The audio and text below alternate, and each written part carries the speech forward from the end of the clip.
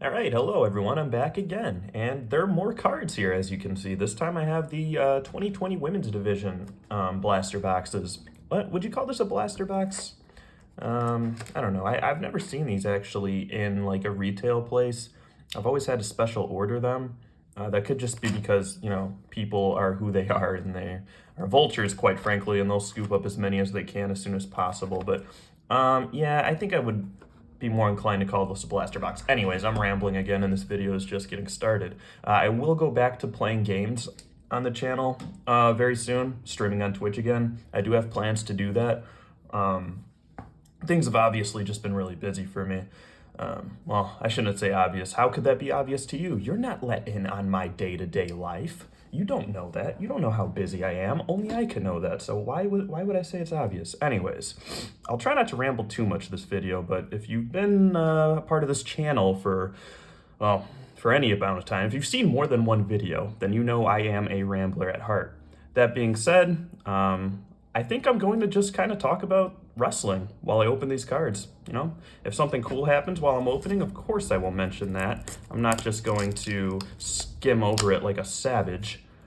But yeah, so as I'm recording this, the Royal Rumble was just this past Saturday, because we do pay-per-views on Saturdays now, which look, I know this, I'm in the minority here. I don't like pay-per-views on Saturdays. Give me the Sunday pay-per-view.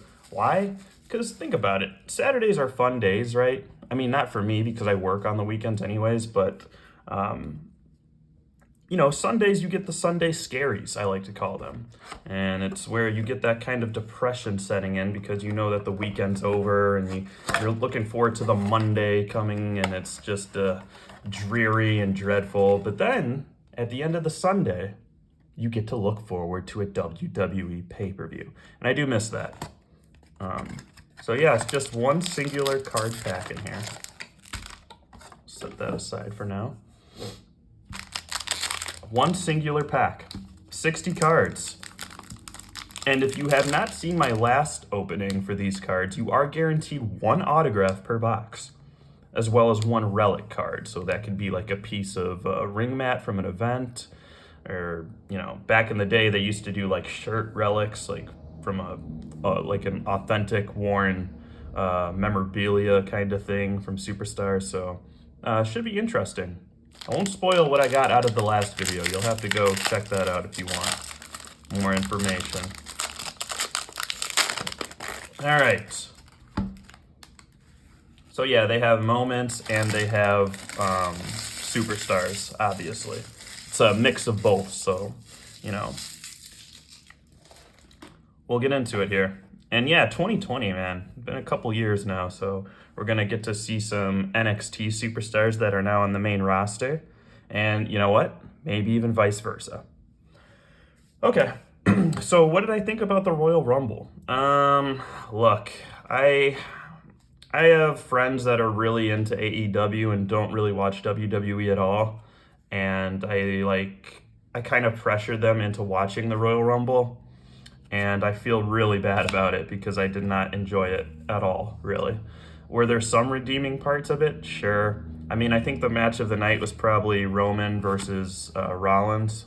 I really enjoyed Rollins' entrance coming out through the crowd in full Shield attire. That was pretty sick.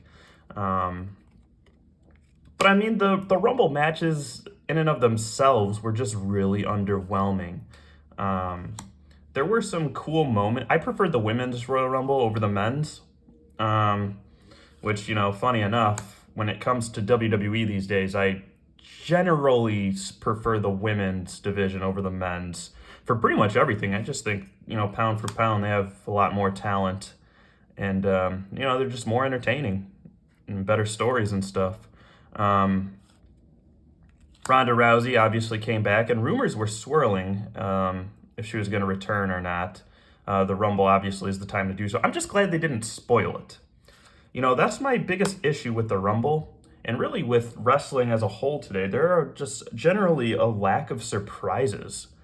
I feel like AEW does that a little bit better than WWE.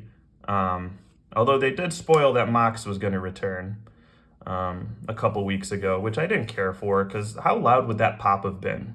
if they didn't announce it ahead of time. You know, if they just opened the show with Wild Thing playing, the place would have erupted, would have blew the roof off the building. Yeah, there's just not that many surprises anymore in wrestling. And the Royal Rumble is generally what I like the most about wrestling. You know, there's the surprises, the entrances, the pageantry, the big names. You get the feeling of electricity, like anything can happen. I haven't felt that in a long time for the Rumble. I guess that's mostly what I wanted to come on and talk about today is just, the things aren't as good as they used to be. And they aren't, in my opinion. Or is that just nostalgia clouding my mind, Because think about it. If Roman Reigns would win the Royal Rumble, 3 out of 4 years in a row, we would be livid. We would be outside WWE headquarters with pitchforks, rioting in the streets, saying that he's being shoved down our throats.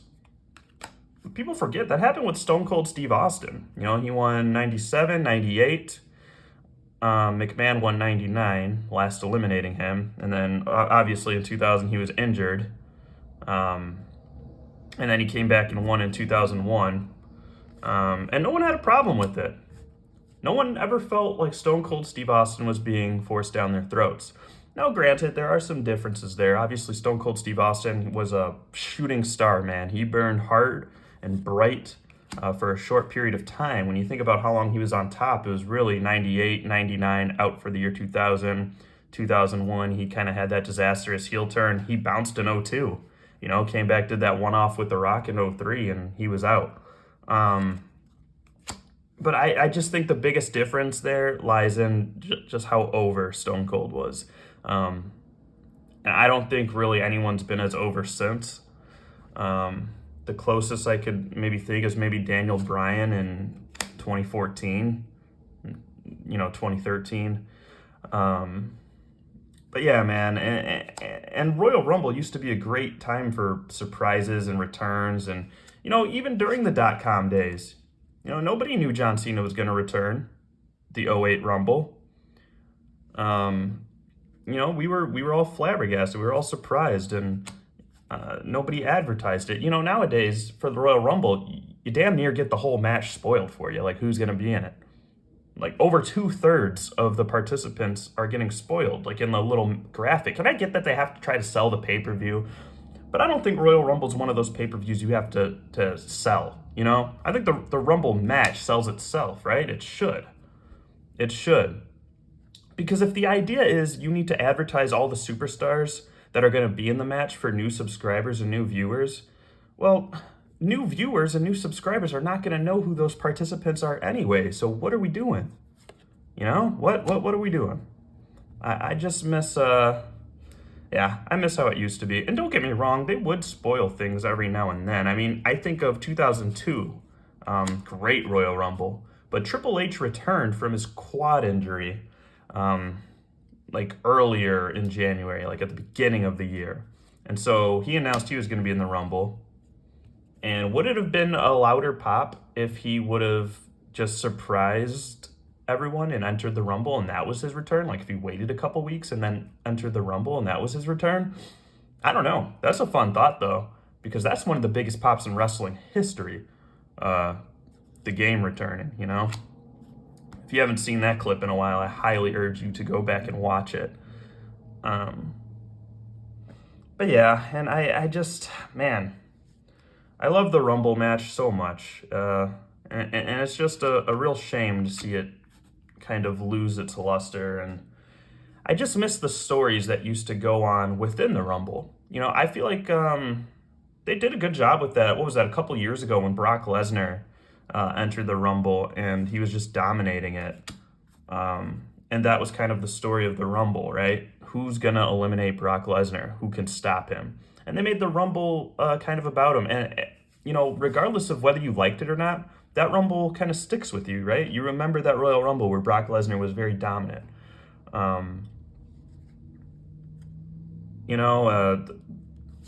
Rey Mysterio's Royal Rumble in 2006, that one really sticks with me because of all the circumstances going on around it. And honestly, even though WWE doesn't mention it much, Chris Benoit's Royal Rumble win really sticks with me because, Paul Heyman, as punishment, put Chris Benoit in at number 1. And there was kind of a story around his entry. And, speaking of just like finding out what your number is in the Royal Rumble, I miss that. I miss the little backstage shenanigans where there would be like the spinning wheel of the bingo balls or whatever. What are those called? My brain's not working right now. It's early in the morning. But you would draw your numbers from this little spinning wheel of sorts, and it's cool because superstars from both brands would be backstage, and you get fun little interactions you wouldn't normally get, and people reacting to their numbers, trying to make trades with each other. I don't know. It just added another layer of depth to the story of the Royal Rumble. And hey, man, that stuff matters. That stuff definitely matters. But yeah, this year's Royal Rumble, really a general lack of surprises. And okay, I think this is our first, this could be our first numbered card here. We have Baron Corbin and Lacey Evans challenge Seth Rollins and Becky Lynch to a winners take all match. Boy, if that wasn't just like a big puke moment when they were having, I think there's a autograph behind that, so let me be careful here. Yeah, this one's number 22 out of 99. Wow, there's only 99 of these in existence. But yeah, what a barf moment that was with the Rollins and Becky Lynch, both as the champions of their own respective divisions. I did not care for that one bit. And honestly, I don't really care for Seth Rollins as a babyface. I love heel Rollins. I love it. I really like his new character, though. This new Drip Rollins. Seth freaking Rollins. I think it's very entertaining. Him as just kind of a troll. And I kind of got flashes of this character being kind of a tweener / maybe even a little bit of a babyface in his match with Reigns at the Rumble. Okay, here we go. Maybe I shouldn't have put the auto card face down like that. All right. Who's our autograph for this blaster box? Should I save that for last, maybe? No, let's get it out of the way. And it is... Whoa, Shotzi Blackheart, rookie card, auto. Holy smokes, that is sick. That is awesome. I will take that. I believe she was in the Rumble, wasn't she? Numbered out of 50. Wow, 6 out of 50. That's sick. I will take that all day, baby. I'm going to have to sleeve that bad boy up. And we got a Tegan Knox Matt used relic. Let's see what event this was used from. Getting all the big hitters here. Numbered 62 out of 75. Oh my goodness, how fitting. Look at the event this is from. The Royal Rumble 2020. That's almost too perfect. You couldn't plan that. Very cool. Very, very, very cool. And now we're going to get into the Superstar, starting off with one of my all-time favorites, Trish Stratus. Okay, what was I talking about before the Royal Rumble? Here's another thing. You just knew immediately after the Reigns, the Reigns interference in the Lesnar-Lashley match, you just knew that Lesnar was entering the Royal Rumble, right?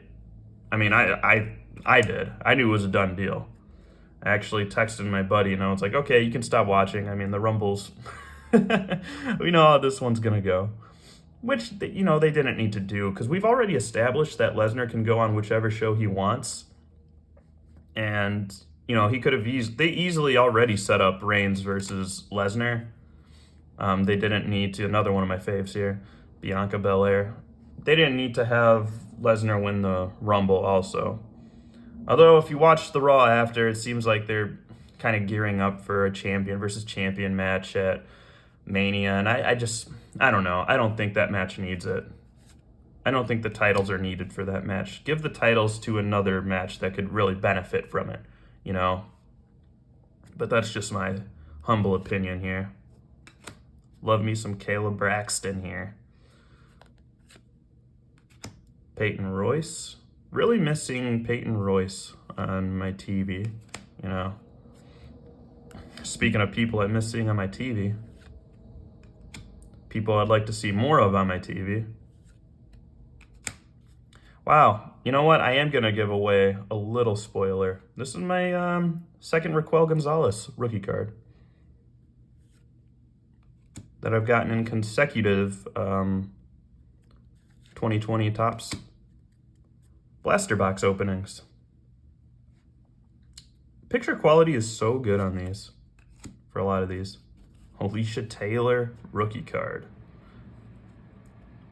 And then we get some of the transformation cards, and then we get like the iconic, I don't know what you call them, moments in the women's revolution.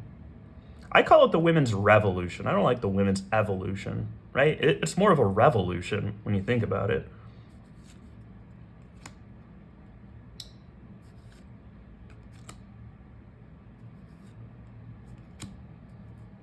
I would have liked to have seen Liv Morgan win the Rumble, to be honest. I think that would have been a good story, good pop.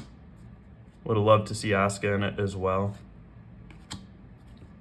Naomi and Sonya Deville's little feud has been one of the, low-key, one of the best stories in wrestling over the last few months. I mean, because it's been lasting the last few months, you know, it's good storytelling. You know, it's a slow burn. And the crowd was very hot for the Sonya and Naomi moments in the Rumble, you know? Naomi's still a star. She's still got it, baby. Alundra Blaze wins the WCW Cruiserweight Championship. This was during the decline of the Monday Night Wars. You know, by the end of '99, it was a foregone conclusion that WWE was in the driver's seat and they were never going to give it back. You know, it was a wrap. Can't be breaking barriers without talking about China, you know. First woman to compete in the King of the Ring tournament. You know, she was in the Rumble, IC champion, the whole shebang. We were speaking of Ronda Rousey earlier. There's her slamming Triple H through a table. That was a very cool moment. That was awesome. Nia Jax entering the Royal Rumble match. Yeah, that happened. That definitely happened. Remember they used to have her paired up with Dean Ambrose towards the end of his run? Oh, and this okay, we got one more after this. But women main event WrestleMania for the first time ever. That is a sick moment, and I really love this picture on this card. Just an iconic moment. I would have liked to have seen a singles match between Becky and Ronda. We might get that this year, unless they want to do Ronda versus Charlotte. But I would go Ronda versus Becky in just a singles match because, man, I just think the crowd would be hot for it. And I think those are the top two. Like, if you're talking star power, that's like the biggest match they could put on. I'm not a big triple threat match. I think triple threat matches, generally speaking, are kind of lazy booking, you know. Let's just throw the third guy in there because we don't know what else to do with them, or they deserve to be in this match just as much. And then China wins the Intercontinental Championship for a second time. All right, yeah, so that is the 2020 women's division blaster box opening. I love opening these. I do. If you couldn't tell, I had a lot of fun again. You know, this is awesome. I might have missed another numbered card. I know I did last time I did a video opening, so I'll probably go back and look at the backs of some of these cards and see if I missed anything else. Because some of them don't really stand out unless you're looking for it. I don't think I did this time. But yeah, guys, that's all I got from me. I'll probably do one more card opening within the next week here. And then, yeah, I got my stream set up, good to go, just collecting dust. So make sure to follow me on that. I'll put a link in the description. Make sure you do all the YouTube stuff for me, guys, if you like this, because it lets me know that someone's watching it, and I will do more if I know there is an audience for it. But anyways, I'm done rambling. I'm going to go ramble with someone else now. Please take care of yourselves, guys. Until next time.